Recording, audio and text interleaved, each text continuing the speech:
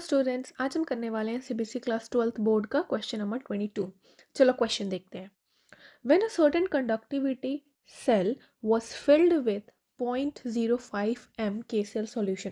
सबसे पहले बच्चों, आपको जो भी क्वेश्चन में दिया होगा सबसे पहले आप उसको लिखा करो, ठीक है। तो देखो हमको क्या दिया हुआ है, KCl की बात कर रहे हैं हम यहाँ पे। हमको कितना दिया हुआ है, 0.05, ठीक है। It has a resistance of, okay, R कितना दिया हुआ है हमको, 100 ओम at 25 degrees Celsius. When the same cell was filled with the, okay, now we are talking about AgNO3, है ना। तो इस केस में कितना है इसका, 0.02 m एंड रेजिस्टेंस वॉज 90 ओम। तो यहाँ पे मैं इसको R1 कर देती हूँ एंड यहाँ पे मैं इसको R2 कर देती हूँ, okay. Now calculate the conductivity and molar conductivity of AgNO3 given conductivity of, okay, you know conductivity को किससे दिखाते हैं अपन, स्मॉल के से दिखाते हैं, है ना। स्मॉल के से दिखाते हैं हम इसको, तो स्मॉल k1 कर देती हूँ मैं, व्हाट, 1.35 इंटू 10⁻⁻²। और यहाँ पे मुझे निकालना है इसकी कंडक्टिविटी, ठीक है। एंड एक और चीज दिया हुआ है, मोलर कंडक्टिविटी भी निकालनी है, तो आपको लैम्डा एम भी निकालनी है इसकी, ठीक है। चलो अब सॉल्व करते हैं। लेट्स सी आपको आर दिया हुआ है एंड कंडक्टिविटी दिया हुआ है, तो आपको फॉर्मूला पता होता है, क्या क्या होता है रेजिस्टेंस का, R is equals to rho L upon A, है ना। Rho is what, resistivity, L is what, length, and A is what, area, है ना, ठीक है। तो अब देखो यहाँ पे आपको ये पता है कि जो एल अपॉन ए होता है ना, इसको क्या बोलते हैं हम, बताओ क्या बोलते हैं, सेल कांस्टेंट। क्या बोलते हैं हम इसको, सेल कांस्टेंट, राइट। और इसी को याद है हम किससे शो करते हैं, जी, और जी के ऊपर स्टार बना दो, ये होता है सेल कांस्टेंट, ठीक है।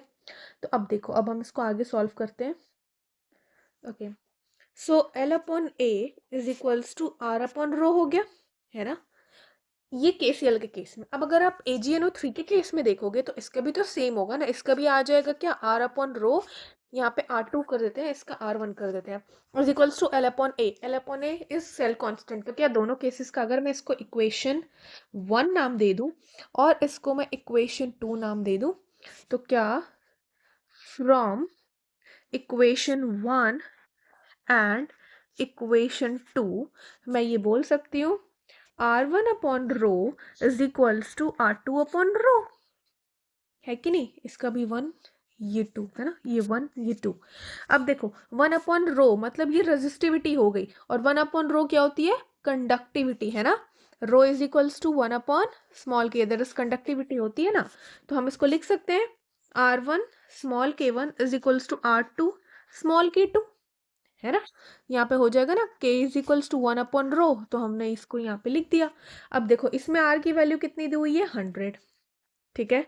k की वैल्यू कितनी दी हुई है, 1.35 into 10⁻⁻² is equals to R2, इस केस में कितना दिया हुआ है, 90, एंड हमको k2 निकालना है, ठीक है। So now k2 is equals to 100 into 1.35 into 10⁻⁻² upon 90, okay.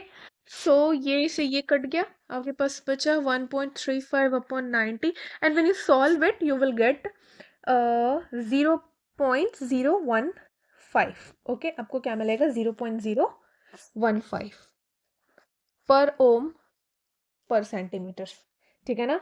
याद रखेंगे हमेशा बच्चों, आप यूनिट ज़रूर लिखोगे, अगर यूनिट नहीं लिखोगे आपके मार्क्स कट जाएंगे, ठीक है।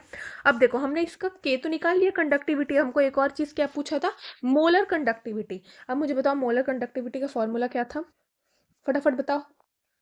Lambda m is equals to conductivity into 1000 upon molarity होता है।